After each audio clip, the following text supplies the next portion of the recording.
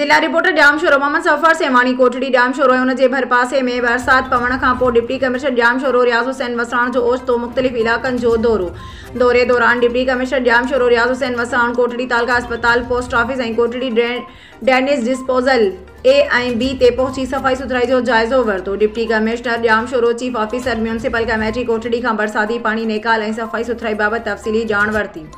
Deputy commissioner Jam sorrow के बुधायो त म्यूनिसिपल अमलो बरसाती पानी निकाल करण लाइ कम करे रहिया आहिनि। जंहिं बाद deputy commissioner Jam sorrow municipal बोल्हाड़ी ऐं टाउन कमेटी जाम शोरो जो तफ़सीली जाइज़ो पिणु वरितो।